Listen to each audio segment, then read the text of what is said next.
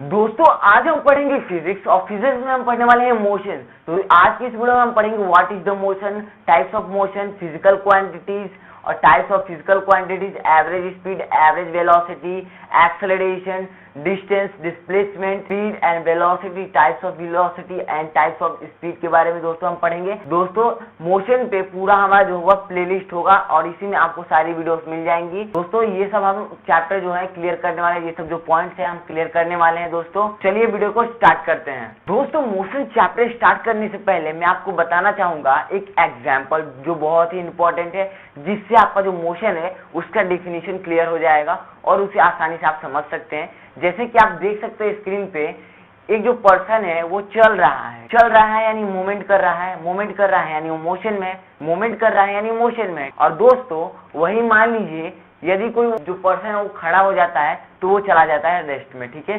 तो दूसरा एग्जांपल जो है वो हमारी एक कार है, यहाँ आप देख सकते हैं वो चल रही है तो वो मोशन में है, ठीक है दोस्तों। एक स्थान से दूसरी स्थान पर जा रही है यानी ये मोशन में है। दोस्तों ये बहुत ही अच्छा एग्जांपल है, ठीक है, चलता हुआ व्यक्ति और मूविंग कार, ठीक है दोस्तों। ये बहुत अच्छा एग्जांपल है मोशन का। और आप यहाँ देख सकते हैं किस तरीके से समय के साथ साथ ये कार स्थान अपना बदल रही है, ठीक है दोस्तों। तो चलिए हम जानते हैं मोशन का डेफिनेशन। तो दोस्तों अब हम देखते हैं मोशन का डेफिनेशन, ठीक है। तो आप यहाँ देख सकते हैं an object change their position with respect of time is called motion, ठीक है। यानी यदि कोई वस्तु समय के साथ साथ अपना स्थान परिवर्तित करती है तो वह कहाँ है, मोशन में है यानी गति में है। मोशन को हम हिंदी में क्या कहते हैं, गति कहते हैं, ठीक है। जैसे कि मैंने आपको फर्स्ट में एग्जांपल दिया था आपको समझाने के लिए कि कोई जो पर्सन है, ठीक है, वो जो रोड पे है दौड़ रहा है, ठीक है, रोड पे दौड़ रहा है यानी वो मोशन में है, ठीक है, मोशन में है ना। तो वे जो समय है, समय के साथ साथ तो मतलब उसका जो स्थान है, मान लीजिए अब ये यहाँ है, ठीक है, मान लीजिए इसको ए है, ए पोजीशन है, उसका जब थोड़ा समय आएगा दौड़ रहा है तो समय में के साथ साथ वो स्थान तो परिवर्तित होगा ही, क्योंकि ये दौड़ रहा है यानी मोशन में है तो गति में है। तो ये अभी यहाँ है तो समय के साथ साथ ये फिर यहाँ आ जाएगा, ठीक है, समय के साथ साथ फिर ये यहाँ आ जाएगा, यहाँ बी पोजीशन पे। यानी यहाँ क्या हो रहा है, समय के साथ साथ स्थान भी परिवर्तित हो रहा है यानी बदल रहा है। पहले ये यहाँ था अब ये यहाँ आ गया। अब दूसरा एग्जांपल समझते हैं, जैसे कि यहाँ एक रोड है, ठीक है, यहाँ जो कार थी, दूसरा एग्जांपल में क्या था, एक कार था, ठीक है, मेरी थोड़ी ड्राइंग अच्छी नहीं है आप समझिएगा, ठीक है। ये कार है, मान लीजिए कार है, अब ये यहाँ है, ठीक है, अभी मान लीजिए यहाँ है अपना जो मान लीजिए ओरिजिन पॉइंट है, अभी यहाँ है, मोशन करके अब ये कहाँ जाएगी, यहाँ जाएगी, ठीक है, मोशन करके कहाँ जाएगी, ये बी पॉइंट पे जाएगी, ठीक है, बी पॉइंट पे जाएगी।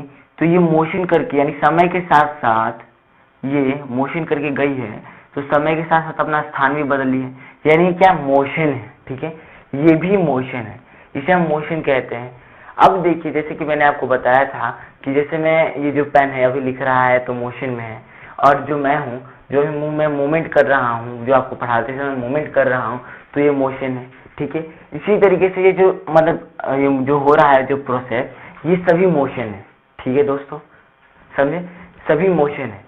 अब देखिए इधर ही से मैं आपको, जैसे मैंने आपको बताया था रेस्ट के बारे में कि यदि कोई वस्तु मोशन में है तो वे कभी ना कभी रेस्ट में जाएगा।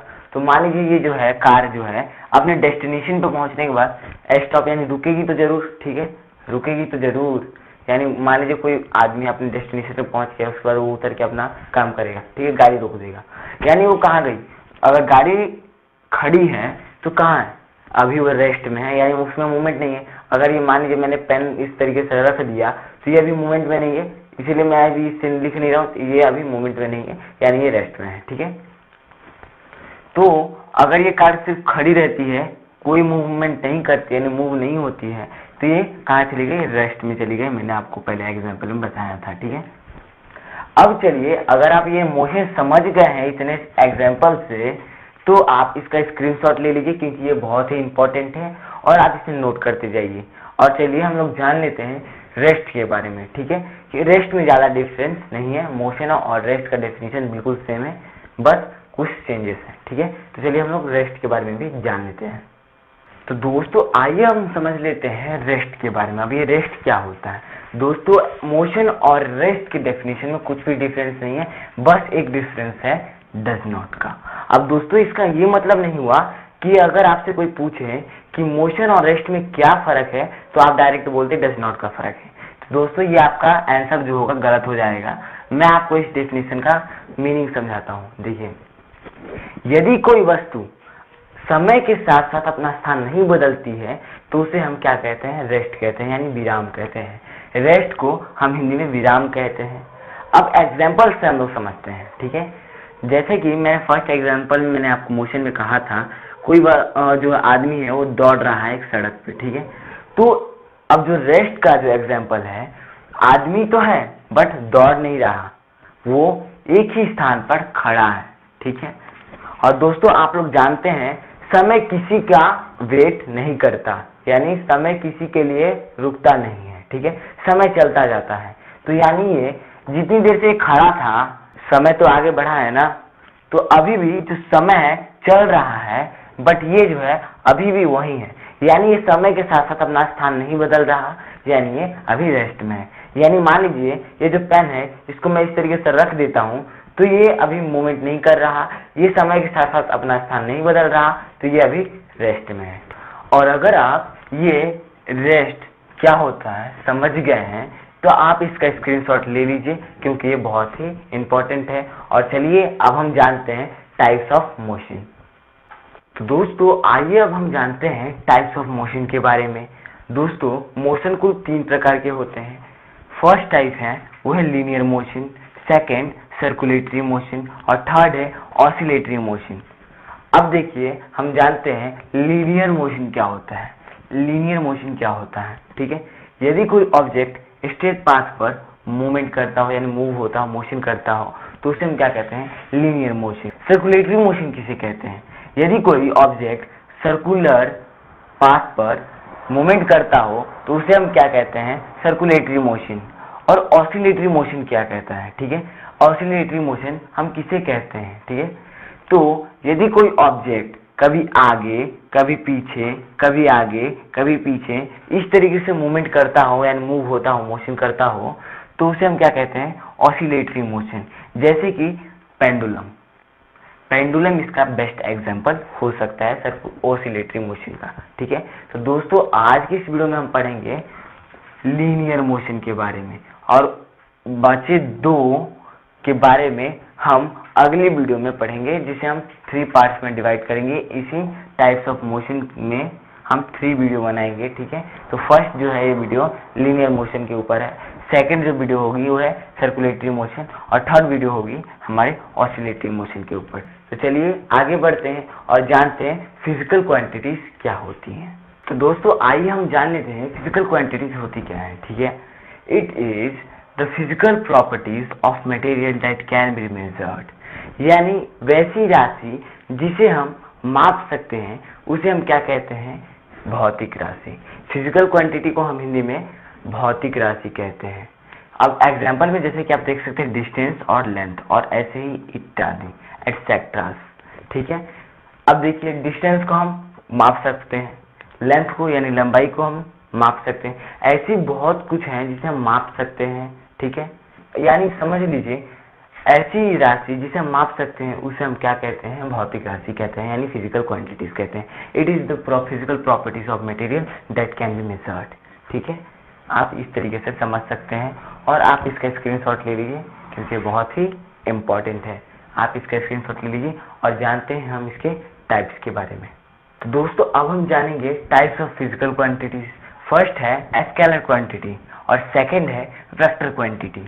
यानी फिजिकल क्वांटिटीज के कुल 2 टाइप्स होते हैं, स्केलर क्वांटिटी और वेक्टर क्वांटिटी। अब हम जानेंगे स्केलर क्वांटिटी क्या होता है और वेक्टर क्वांटिटी क्या होता है। तो दोस्तों अब हम जानेंगे स्केलर क्वांटिटी होता क्या है। It is the physical quantities having only magnitude not direction, यानी ऐसी भौतिक राशि जिसके पास सिर्फ परिमाण, ठीक है, परिमाण, मैग्नीट्यूड का हिंदी होता है परिमाण, जिसके पास सिर्फ परिमाण हो, उसके पास दिशा ना हो, उसे हम क्या कहते हैं? अदिश राशि। स्केलर क्वांटिटी को हम हिंदी में अदिश राशि कहते हैं। इसके एग्जाम्पल में क्या है? डिस्टेंस और स्पीड, ठीक है, यानी इनके पास भी सिर्फ मैग्नीट्यूड होता है, डायरेक्शन नहीं होता। ठीक है, अब ये मैग्नीट्यूड क्या होता है, जैसे कि आप यहाँ देख सकते हैं 30 किलोमीटर। अब ये जो 30 किलोमीटर है ये हमारा मैग्नीट्यूड है। अब यहाँ जैसे आप लिख सकते हैं 5 फीट, ये भी आपका मैग्नीट्यूड है। ठीक है, अब मान लीजिए आप यहाँ लिख दे 5 सेंटीमीटर, ये भी आपका मैग्नीट्यूड है। यानी आप इस तरीके से मान सकते हैं कि ये सभी आपके मैग्नीट्यूड है, यानी 5 किलोमीटर ये आपका मैग्नीट्यूड है। और इसको पर आवर में भी करते तो ये भी आपका मैग्नीट्यूड है। ठीक है, अगर आप मैग्नीट्यूड समझ गए हैं तो आप समझ गए होंगे कि ये होते क्या है। ठीक है, आप इसका स्क्रीनशॉट ले लीजिए और बढ़ते हैं हमारे वेक्टर क्वांटिटी की ओर। तो दोस्तों जो हमारा सेकंड है वह है वेक्टर क्वांटिटी। वेक्टर क्वांटिटी यानी सदिश राशि। सदिश राशि क्या होता है? It is the physical quantity having both magnitude and direction, यानी जिसके पास परिमाण और दिशा दोनों हो उसे हम क्या कहते हैं? सदिश राशि कहते हैं। ठीक है, अब देखिए एग्जाम्पल में इसके आ सकते हैं डिस्प्लेसमेंट और वेलोसिटी। इन दोनों के पास भी बोथ होता है, मैग्नीट्यूड और डायरेक्शन दोनों होता है। इनके ये बेस्ट एग्जाम्पल्स हैं, यानी यही इसके एग्जाम्पल्स हैं, डिस्प्लेसमेंट एंड वेलोसिटी। ठीक है, अगर आप ये समझ गए हैं तो अब चलिए बढ़ते हैं हमारे डिस्टेंस की ओर। दोस्तों आइए अब हम समझते हैं डिस्टेंस क्या होता है, यानी दूरी क्या होता है। Total path length covered by an object is called distance, यानी किसी वस्तु द्वारा तय किए गए रास्ते की लंबाई को हम क्या कहते हैं? डिस्टेंस कहते हैं। दोस्तों चलिए हम इसको एक एग्जाम्पल से समझते हैं। दोस्तों आप जैसे कि आप यहाँ देख सकते हैं, यहाँ मैंने एक जो है रास्ता बनाया है, देख सकते हैं यहाँ पॉइंट ए है, बी है और सी है। ठीक है, तो मान लीजिए यहाँ से कोई ऑब्जेक्ट है। ठीक है, ऑब्जेक्ट यानी ओ से मैं नोट कर देता हूँ। ठीक है, ये ऑब्जेक्ट है जो बी होते हुए सी तक पहुंचता है, यानी ये इसका ओरिजिन पॉइंट ये है और फाइनल पॉइंट ये है। ठीक है, इनिशियल पॉइंट ये है और फाइनल पॉइंट ये है। तो अब आपको इसको फाइंड करना है डिस्टेंस। तो मैंने इसको माना है 10 किलोमीटर, ए से बी तक का जो लेंथ है रास्ते का वो मैंने माना है 10 किलोमीटर, और बी से लेकर सी तक का जो लेंथ है वो भी मैंने माना है 10 किलोमीटर। तो आपको क्या फाइंड करना है? आपको फाइंड करना है डिस्टेंस। तो अब बताइए आप मुझे, ए से बी और बी से सी तक का डिस्टेंस क्या होगा? दोस्तों आप इसका डिस्टेंस फाइंड करने के लिए आप क्या करेंगे? ए से बी तक का जो डिस्टेंस है इसे आप ऐड करेंगे। ठीक है, मान लिया मैंने ये 10 है तो मैंने 10 ऐड किया, और फिर ये बी से सी तक का है, इसको भी मैं ऐड करूंगा 10 में। तो 10 कितना हुआ? 20, यानी ये किलोमीटर में है। ठीक है, किलोमीटर में है तो मैं यहाँ लिख दूंगा किलोमीटर। ठीक है, तो ये हो गया हम लोग का डिस्टेंस, यानी ए से बी होते हुए सी तक का जो डिस्टेंस है वो है हमारा कितना? 20 किलोमीटर। दोस्तों अगर आप ये समझ गए हैं तो चलिए अब हम समझते हैं इसके पॉइंट्स के बारे में। डिस्टेंस के कुछ पॉइंट्स हैं, चलिए हम उसे भी जान लेते हैं। तो दोस्तों आइए अब हम जान लेते हैं डिस्टेंस के कुछ इंपॉर्टेंट पॉइंट्स। तो फर्स्ट पॉइंट है distance cannot be zero. Distance कभी भी जीरो नहीं होता। मान लीजिए यहाँ एक पॉइंट ए है, ठीक है, और यहाँ एक पॉइंट बी है। ठीक है, तो यहाँ से यहाँ तक की जो लंबाई है रास्ते की, ये भी तो आपका डिस्टेंस है। मान लीजिए मैंने माना 1 मीटर ही इसको माना, तो ये भी तो डिस्टेंस है।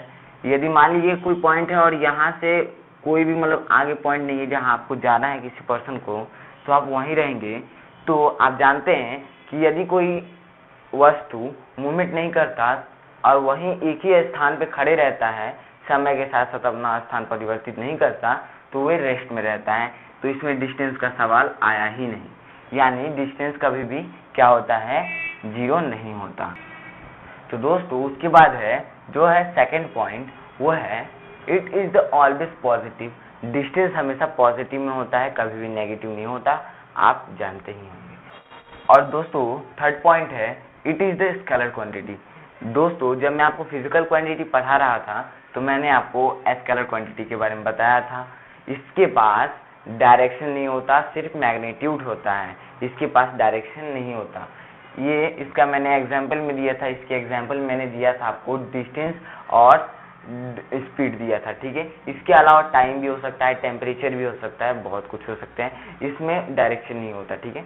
उसमें बहुत सारे हो सकते हैं जिसके पास डायरेक्शन जो है इम्पोर्टेंस नहीं रखता। तो ये है एक आपका स्केलर क्वांटिटी है। और है जो हमारा 4th पॉइंट है वो है ऐसा unit of distance is metre, यानी जो डिस्टेंस का ऐसा यूनिट है ना वो है मीटर, यानी इसे हम स्मॉल m से डिनोट करते हैं। दोस्तों अगर ये आप समझ गए हैं तो आप इसका स्क्रीनशॉट ले लीजिए और हम जानते हैं इसके कुछ क्वेश्चंस के बारे में जो डिस्टेंस के ऊपर आते हैं।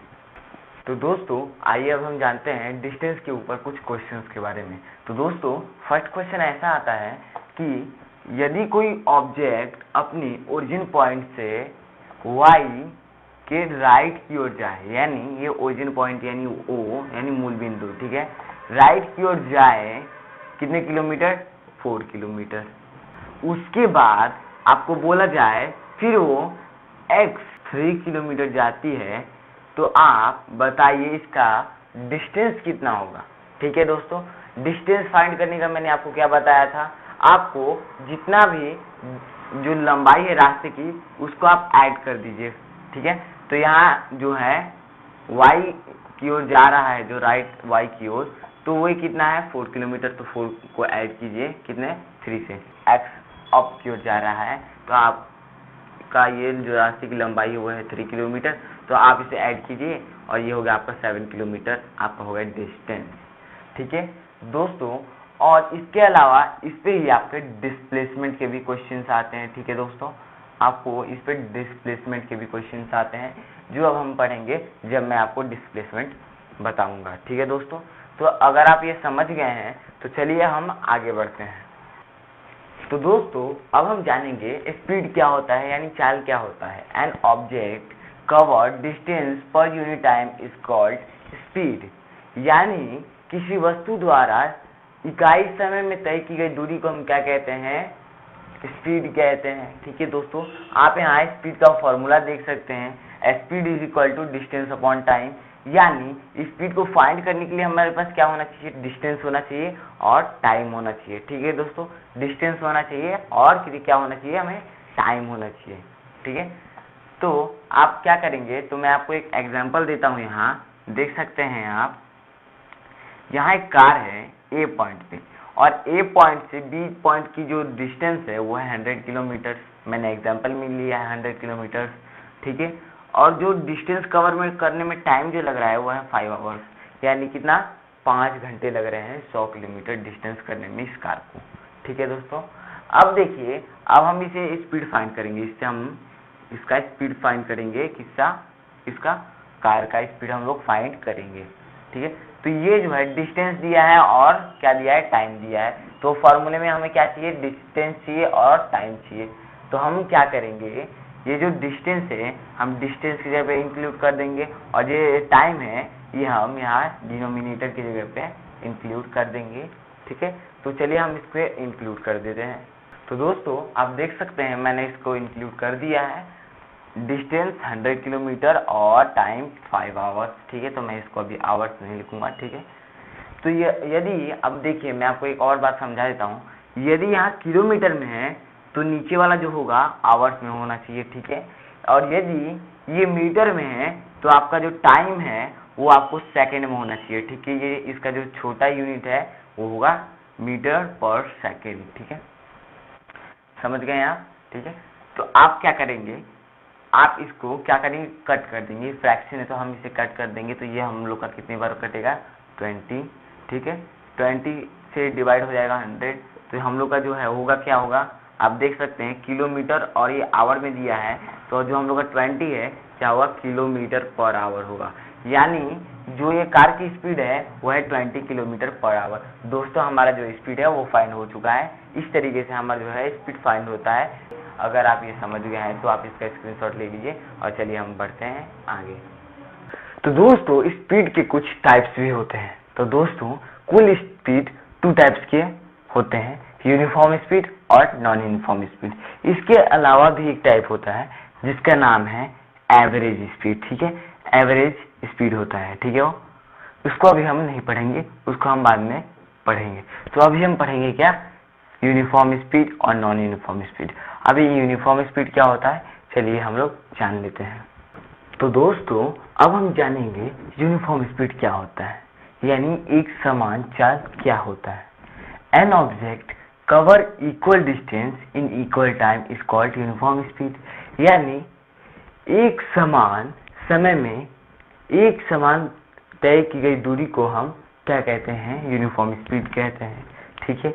ऐसे एग्जांपल से हम लोग समझते हैं। मान लीजिए यहाँ एक कार है जो 1 घंटे में 10 किलोमीटर दूरी यानी डिस्टेंस को कवर करती है। उसके बाद उसके 1 घंटे बाद फिर से वो 10 किलोमीटर कवर करती है। तो अब बताइए, ये हो गया ए और ये होगा बी। इन दोनों कंडीशन में इस कार की जो स्पीड है वो कितनी थी? दोस्तों सिंपल है, 1 घंटे में अगर वो 10 किलोमीटर करती है तो यानी उसका स्पीड होगा 10 kilometre per hour. 10 kilometre per hour है, और उसके बाद फिर उसके 1 घंटे बाद फिर से वो 10 किलोमीटर, यानी फिर से वो उसका ही स्पीड 10 किलोमीटर पर आवर ही है, ठीक है।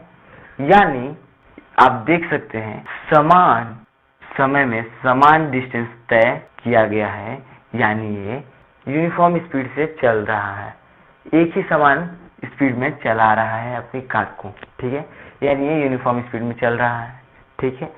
अगर आप ये यूनिफॉर्म स्पीड समझ गए हैं तो आप इसका स्क्रीनशॉट ले लीजिए और बढ़ते हैं हमारे अगले टाइप की ओर, जो है नॉन यूनिफॉर्म स्पीड। तो दोस्तों अब हम समझेंगे non uniform speed. Non uniform speed क्या होता है?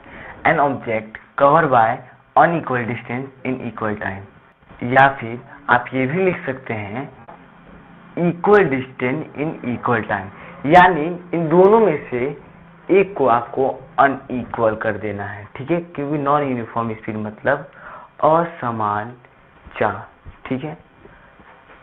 अब आपका टाइम अनइक्वल हो या फिर डिस्टेंस, ठीक है, दोनों में से एक आपको अनइक्वल करना है, ठीक है। अब यहाँ देख लीजिए आप एग्जांपल में, यहाँ एक कार है जो भी रुकी हुई है, ठीक है।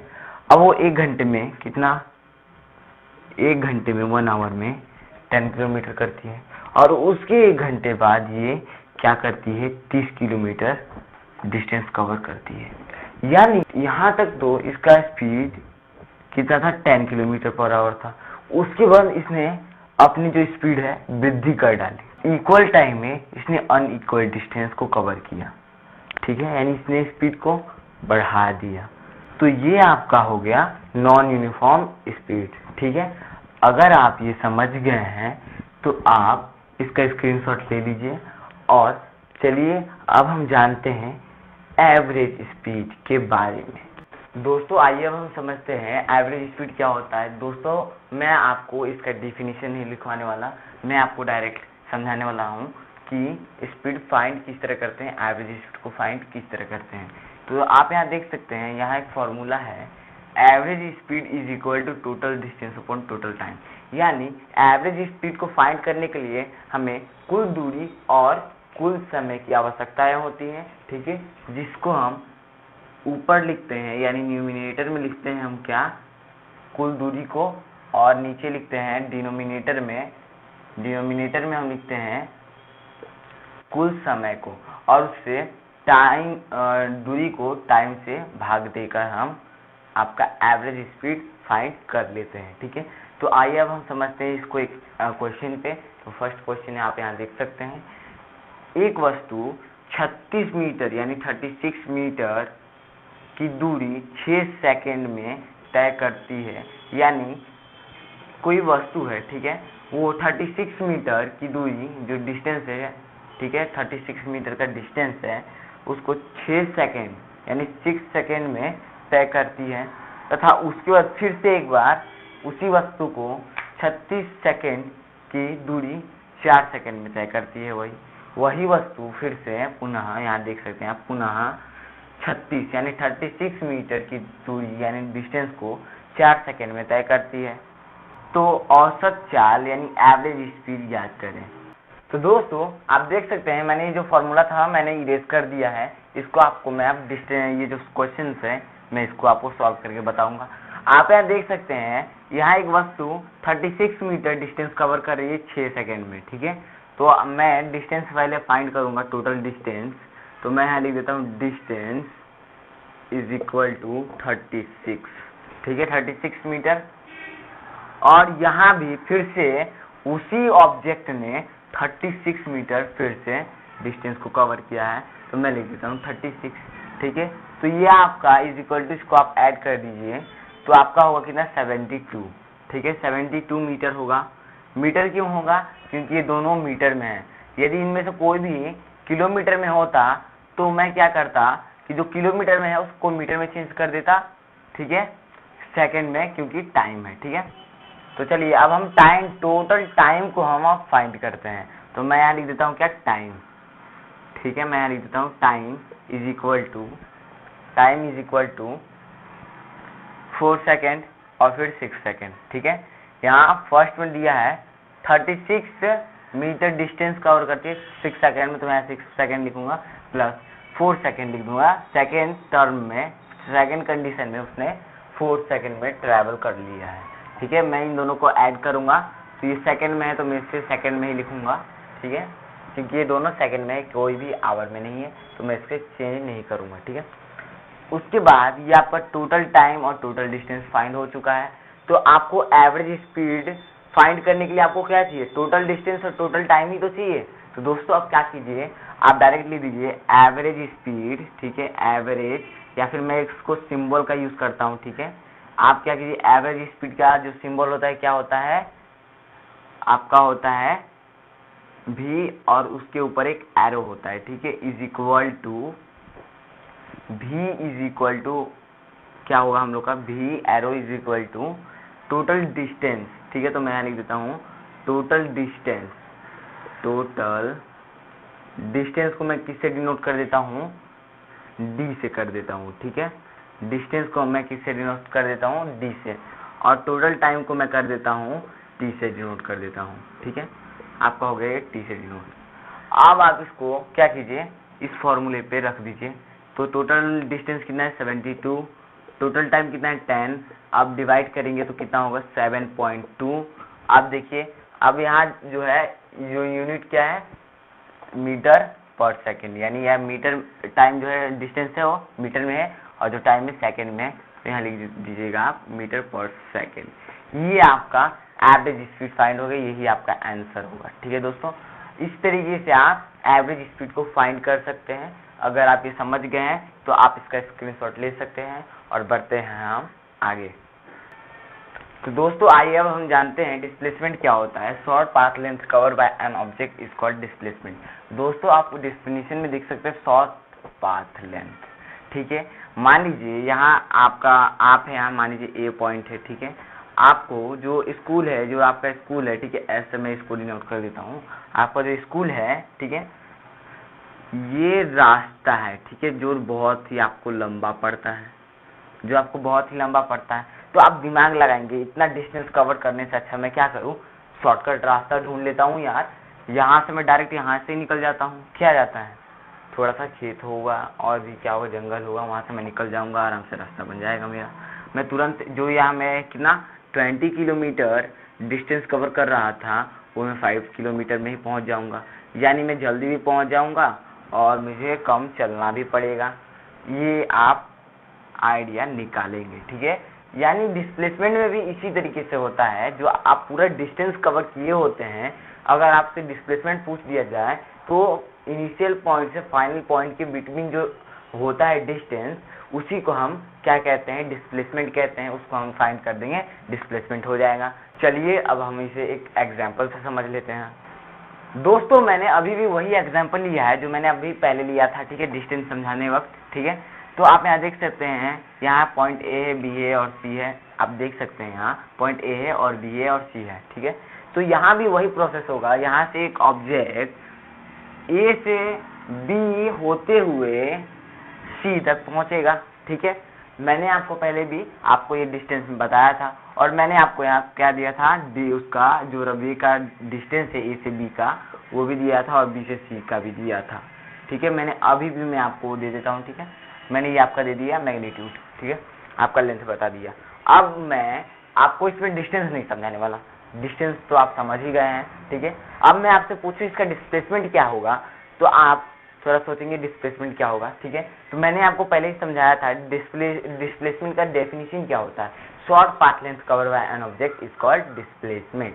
ठीक है, तो मैंने आपको एक एग्जांपल में दिया था पहले भी कि मान लीजिए ये आप यहाँ हैं। ठीक है, तो आपका जो स्कूल है ये यहाँ है। ठीक है, ये हो गया आप और ये हो गया आपका स्कूल। ठीक है, तो ये जो आपका है जो स्कूल जाने का घर से, ये कुछ ज्यादा ही लॉन्ग रास्ता है। ठीक है, रास्ता बहुत ही दूर है।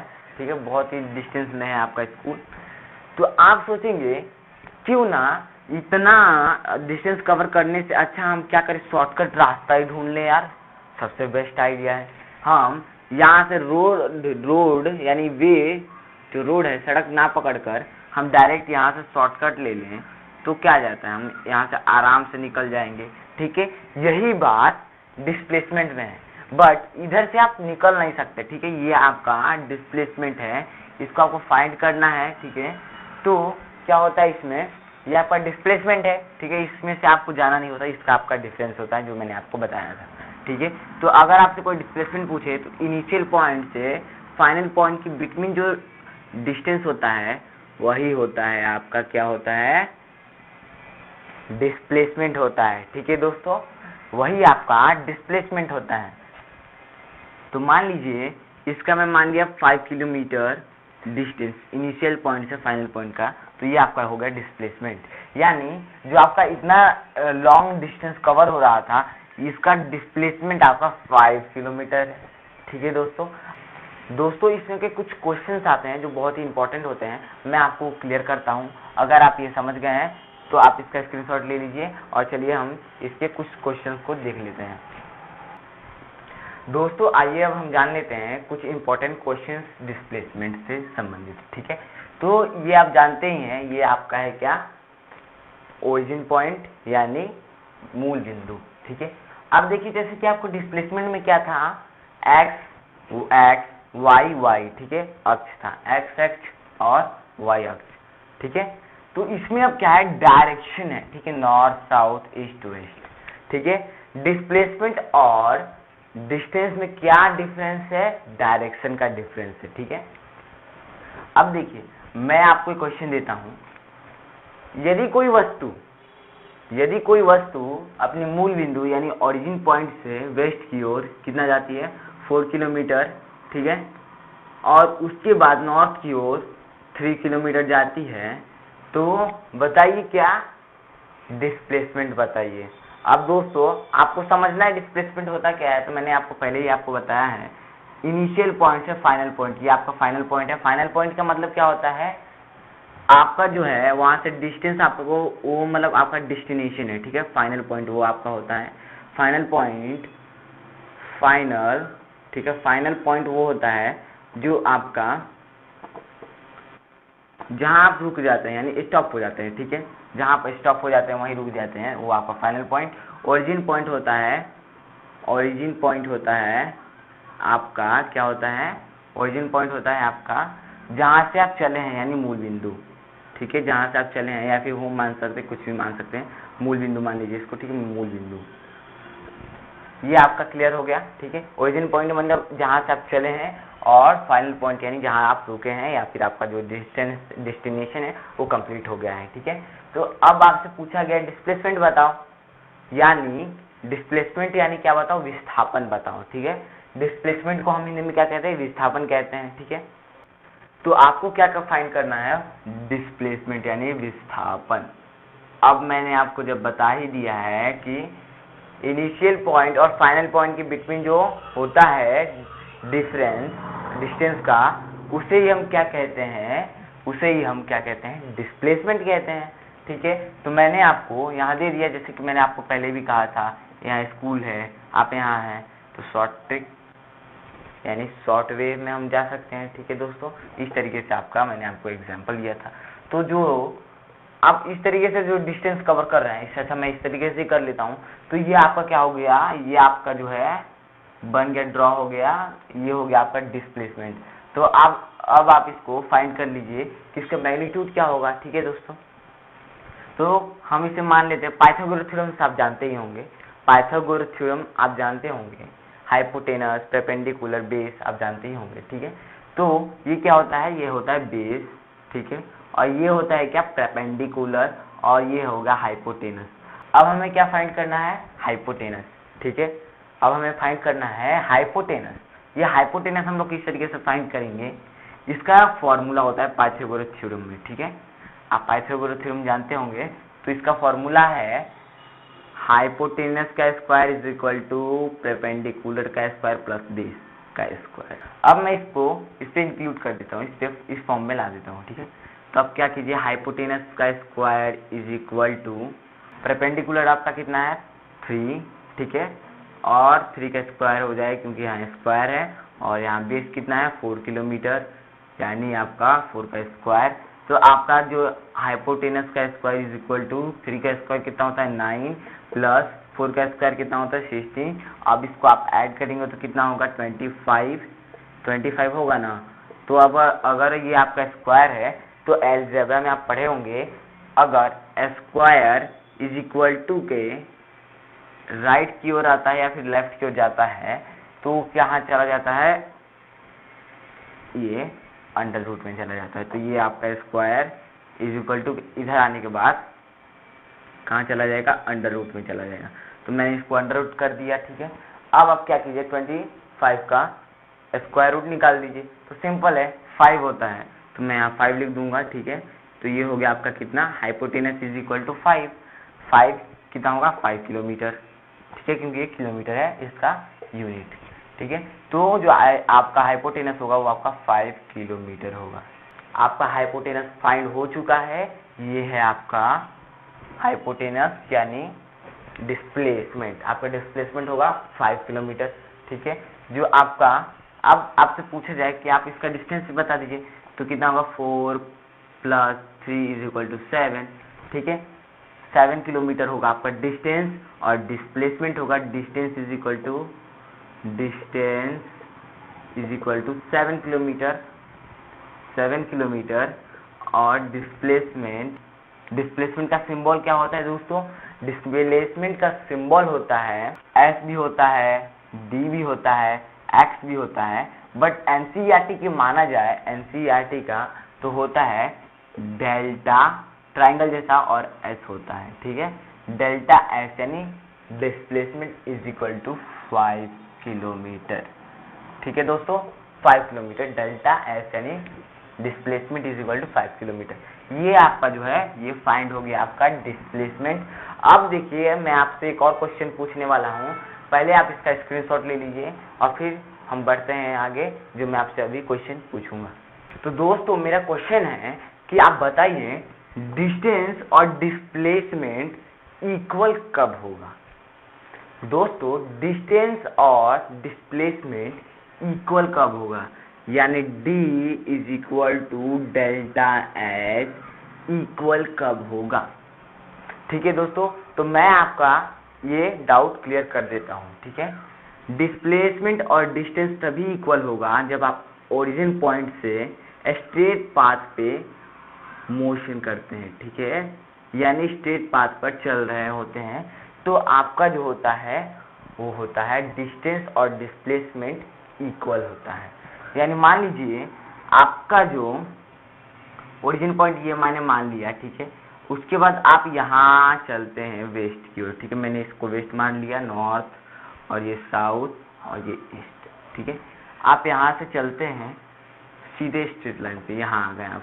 इसका मैंने डिस्टेंस कितना मान लिया 4 किलोमीटर, या फिर आप ज़्यादा भी मान सकते हैं, जैसे कि मैं यहाँ मान लेता हूँ कितना 5 किलोमीटर में मान लेता हूँ। ठीक है, 5 किलोमीटर। ठीक है, 5 किलोमीटर मैंने मान लिया। अब देखिए आप यहाँ देख सकते हैं डिस्टेंस और डिस्प्लेसमेंट बिल्कुल सेम होगा, क्योंकि मैं यहाँ जो है टर्न नहीं लिया हूँ। ठीक है, ना मैंने यहाँ टर्न लिया है ना मैंने यहाँ टर्न लिया है, यानी मैं स्ट्रेट लाइन पाथ पर मूवमेंट कर रहा हूँ, यानी मेरा डिस्टेंस और डिस्प्लेसमेंट सेम होगा, ठीक है। यानी मेरा 5 किलोमीटर डिस्टेंस है तो 5 किलोमीटर डिस्प्लेसमेंट भी होगा, ठीक है दोस्तों। ये हमारा एक पॉइंट हो गया डिस्प्लेसमेंट का। अब दोस्तों मैं आपको एक और पॉइंट देता हूँ कि जो आपका डिस्प्लेसमेंट है वो 0 भी हो सकता है। कैसे? मान लीजिए यहाँ आपका हाउस है, ठीक है, एज फॉर हाउस, ठीक है, और यहाँ से आप जाते हैं शॉप, यहाँ आपका शॉप है, एस से मैं शॉप करता हूँ या फिर शॉप, ठीक है, शॉप। तो यहाँ से आप यहाँ गए, फिर यहाँ गए, और फिर आप क्या करते हैं, फिर यहाँ अपने दोस्त के फ्रेंड की ओर जाते हैं, फिर अपने घर आ जाते हैं, ठीक है, मान लीजिए, ठीक है, आप आ जाते हैं वापस घर पे। तो आपका जो डिस्टेंस होगा वो तो लॉन्ग होगा, डिस्टेंस जो होगा आपका लॉन्ग होगा, बस जो डिस्प्लेसमेंट होगा वो 0 होगा। बताऊं क्यों? क्योंकि जो आपका ओरिजिन पॉइंट है और फाइनल पॉइंट है वो आपका होम ही है, ठीक है। आप यहाँ रुके, यहाँ से निकले, ठीक है, और यहीं आके खड़े हो गए, तो क्या आपका डिस्प्लेसमेंट बनेगा? नहीं बनेगा। यहाँ आप वापस आ गए हैं, इनिशियल पॉइंट से जाकर वापस इनिशियल पॉइंट पर आ गए हैं, इसका मतलब ये आपका जो डिस्प्लेसमेंट है वो है 0। Delta S is equal to 0, ठीक है। ये भी आपका पॉइंट क्लियर हुआ, ठीक है। अब देखिए जो है आपका वो नेगेटिव भी हो सकता है डिस्प्लेसमेंट। कैसे हो सकता है? अब देखिए यहाँ मैंने आपका ओरिजिन पॉइंट ड्रॉ किया, ठीक है, ये आपका हो गया वेस्ट, यहाँ आपने मोशन किया, ठीक है, मोशन किया, और उसके बाद आप डायरेक्ट यहाँ से यहाँ आ गए, तो यहाँ तो आपका प्लस मोशन था, ठीक है, यहाँ आपका प्लस मोशन था, यहाँ आपका हो गया माइनस मोशन। कैसे? आपने अपने ओरिजिन पॉइंट से राइट की ओर गए, ठीक है, यहाँ आए, ठीक है, उसके बाद उसके अपोजिट डायरेक्शन में चले गए, यानी वो माइनस में चला गया। क्यों? आप देखिए आपका जो ओरिजिन पॉइंट था क्या वो था वेस्ट, उसके बाद क्या वेस्ट था, जो आप जहाँ पहुंचे थे फाइनल पॉइंट था, ठीक है, उसके बाद आप नॉर्थ की ओर चले गए, वेस्ट से नॉर्थ की ओर डायरेक्ट चले गए, तो आपका जो होगा डिस्प्लेसमेंट माइनस में चला जाएगा, ठीक है। आप सिंपली समझ लीजिए, ये तो आपका क्लियर होगा। 3 पॉइंट यहाँ से बनते हैं, आपका डिस्प्लेसमेंट और डिस्टेंस इक्वल हो सकता है, 0 हो सकता है, पॉजिटिव भी हो सकता है और नेगेटिव भी हो सकता है, ठीक है दोस्तों।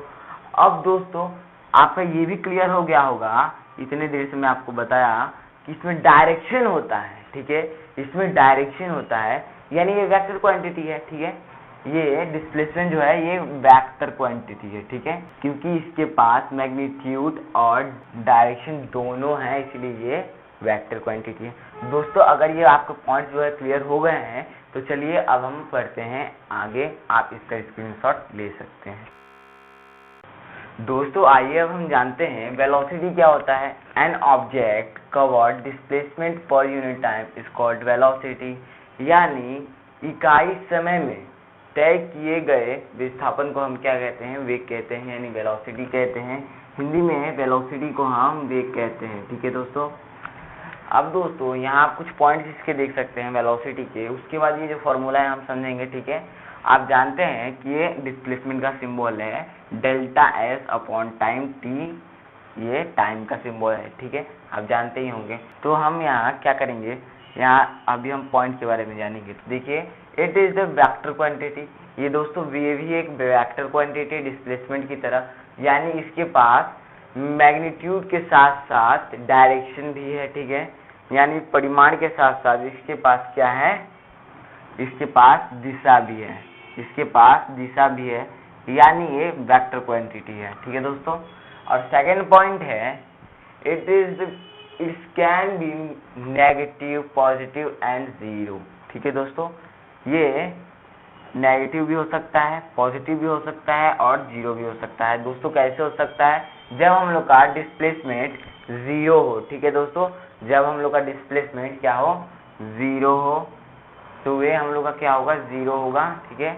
और जब हम लोग का डिस्प्लेसमेंट क्या नेगेटिव होगा, यानी माइनस में होगा, तो हम लोग का जो वेलोसिटी है वो माइनस में होगा, ठीक है।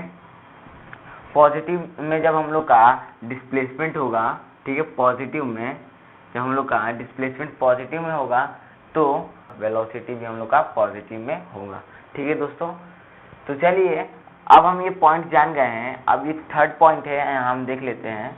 ऐसा यूनिट ऑफ वेलोसिटी मीटर पर सेकेंड, और इसका जो बड़ा यूनिट होता है किलोमीटर पर आवर होता है। ठीक है दोस्तों चलिए अब हम वेलोसिटी को समझते हैं एक बहुत ही बेहतरीन एग्जाम्पल के साथ। दोस्तों जैसे कि आप देख सकते हैं, मैंने आपको यहाँ क्वेश्चन दिया है।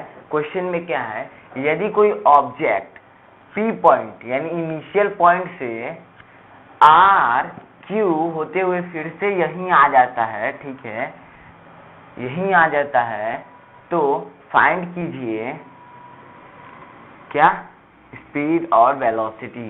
तो दोस्तों आप यहाँ देख सकते हैं कि जो P से R तक का जो डिस्टेंस है वो है 6 मीटर, ठीक है, 6 मीटर। उसके बाद R से Q तक का जो डिस्टेंस है वो भी है 6 मीटर, और Q से फिर P तक का डिस्टेंस जो है वो भी है 6 मीटर। यहाँ आपको डिस्टेंस दे दिया है कंफर्म, ठीक है। अब देखिए उसमें टाइम भी यहाँ दिया है आपको, ठीक है। हमें स्पीड और वेलोसिटी को फाइंड करने के लिए क्या चाहिए दोस्तों, मालूम है आपको, डिस्टेंस चाहिए और टाइम चाहिए, ठीक है, स्पीड को फाइंड करने के लिए। और वेलोसिटी को फाइंड करने के लिए हमें क्या चाहिए, डिस्प्लेसमेंट, और क्या चाहिए, टाइम चाहिए दोस्तों। तो टाइम तो यहाँ सेम होगा 3 सेकेंड्स, ठीक है दोस्तों। तो दोस्तों सबसे पहले हम क्या फाइंड करेंगे, डिस्टेंस फाइंड करेंगे। तो मैं यहाँ लिख देता हूँ डिस्टेंस, ठीक है, डिस्टेंस, मैं यहाँ डिस्टेंस लिख देता हूँ, और क्या करता हूँ, इन तीनों को ऐड करता हूँ, तभी तो हम लोग का टोटल डिस्टेंस आएगा। हमें क्या फाइंड करना है, डिस्टेंस, टोटल डिस्टेंस हमें चाहिए होगा, ठीक है। तो हम सबसे पहले इन सभी को ऐड कर देते हैं, ठीक है। 6 + 6 + 6, 6 से कितने में 12, 6 फिर उसके बाद 18 हो गया, ठीक है। तो ये हो गया आपका 18 मीटर, ठीक है। आपका जो डिस्टेंस है वो है 18 मीटर, और टाइम जो है हम लोग का कितना है, टाइम है हम लोग का 3 सेकेंड्स, ठीक है, 3 सेकेंड्स टाइम है हम लोग का। तो दोस्तों आइए अब हम फाइंड करते हैं स्पीड। स्पीड के लिए हमें क्या चाहिए, डिस्टेंस अपॉन टाइम। स्पीड का फॉर्मूला क्या होता है, स्पीड = डिस्टेंस अपॉन टाइम। तो हमें क्या चाहिए, डिस्टेंस और टाइम चाहिए। तो दोनों हमें मिल चुका है, तो हम इसे फाइंड कर देते हैं। हम लोग का डिस्टेंस कितना है 18, और टाइम कितना है 3, 18/3। तो हम इसे कट करेंगे तो हो जाएगा हम लोग का आंसर। कट करने के बाद जो हम लोग का आंसर आएगा वो है 6, ठीक है। अब ये 6 क्या होगा, ये मीटर में है तो हम लोग क्या कर देते हैं, मीटर में, डिस्टेंस हम लोग का मीटर में है, और ये सेकेंड में है तो हम लोग पर सेकेंड कर देते हैं। तो हो गया हम लोग का स्पीड = 6 मीटर/सेकेंड। ये हम लोग का हो गया क्या, स्पीड। अब चलिए वेलोसिटी को हम फाइंड करते हैं। चलिए स्पीड को हम लोग का फाइंड होगा 6 मीटर/सेकेंड। अब चलिए हम लोग वेलोसिटी को फाइंड करते हैं। दोस्तों आइए अब हम फाइंड करते हैं वेलोसिटी। वेलोसिटी को फाइंड करने के लिए हमें क्या चाहिए, डिस्प्लेसमेंट और टाइम चाहिए होता है। तो यहाँ हमें टाइम दिया है और डिस्प्लेसमेंट हमें फाइंड करना है। तो क्वेश्चन क्या था, यदि कोई ऑब्जेक्ट अपने इनिशियल पॉइंट यानी P पॉइंट से R होते हुए Q होते हुए P तक पहुंचती है, तो बताइए उसका डिस्प्लेसमेंट क्या होगा। बताइए दोस्तों, अब ये नया क्वेश्चन है कि यदि कोई वस्तु पॉइंट P से R Q होते हुए वापस पुनः P पॉइंट पे आ जाती है, तो उसका जो डिस्प्लेसमेंट होगा क्या होगा, विस्थापन क्या होगा। तो दोस्तों ये हो गया इसका इनिशियल पॉइंट, और उसके बाद हम लोग का फाइनल पॉइंट भी यही हुआ, क्योंकि ये वापस वहीं आ गया है। इसका फाइनल पॉइंट वापस P पॉइंट ही है। फाइनल और इनिशियल पॉइंट के बिटवीन जो डिस्टेंस होता है उसे हम क्या कहते हैं, डिस्प्लेसमेंट कहते हैं, ठीक है। तो इनिशियल पॉइंट भी यही है, फाइनल पॉइंट यही है। तो हम लोग का जो डिस्प्लेसमेंट हुआ क्या हुआ, 0 हुआ, ठीक है दोस्तों। तो डिस्प्लेसमेंट = मैं यहाँ सिंबल यूज करता हूँ, ठीक है दोस्तों, ΔS = 0। तो हम अब फाइंड कर लेते हैं वेलोसिटी का क्या होता है, ΔS/T, ठीक है। तो हम इसे फाइंड करते हैं 0/3। तो हम लोग का क्या होगा, इसका डिस्प्लेसमेंट 0 मीटर/सेकेंड, ठीक है दोस्तों। हम लोग का डिस्प्लेसमेंट क्या होगा, 0। प्रूव हो गया दोस्तों। जब आपका डिस्प्लेसमेंट 0 हुआ तो आपका जो वेलोसिटी है वो 0 हो गया। इसी तरीके से अगर आपका डिस्प्लेसमेंट माइनस में होगा तो आपका जो वेलोसिटी भी होगा वो भी माइनस में ही आएगा, और दोस्तों पॉजिटिव में होगा तो पॉजिटिव ही आएगा, ठीक है दोस्तों। चलिए, अगर आप ये समझ गए तो आप इसका स्क्रीनशॉट ले लीजिए और बढ़ते हैं हम आगे। दोस्तों आइए अब हम जानते हैं टाइप्स ऑफ वेलोसिटी के बारे में। तो वेलोसिटी कुल 3 टाइप्स के होते हैं। फर्स्ट है यूनिफॉर्म वेलोसिटी, सेकंड है नॉन यूनिफॉर्म वेलोसिटी और थर्ड है एवरेज वेलोसिटी। दोस्तों इनके बारे में हम मोशन के पार्ट 2 में जानेंगे, ठीक है। मोशन के पार्ट 2 में क्या होगा, टाइप्स ऑफ वेलोसिटी के बारे में, एक्सेलरेशन के बारे में और भी बहुत कुछ, ठीक है दोस्तों। और दोस्तों मैं आपको एक प्लस पॉइंट बताना चाहूँगा, यदि आप जो मैंने आपको पढ़ाया है उसका आप आर्टिकल पढ़ना चाहते हैं तो आप हमारे ब्लॉग jiudanistudio.blogspot.com पे जाकर आराम से उसमें पढ़ सकते हैं। बहुत सारे इंपॉर्टेंस जो है आर्टिकल्स मैंने लिखे हैं जिस पे मेरी वीडियो जो है बनने वाली है अभी, ठीक है दोस्तों।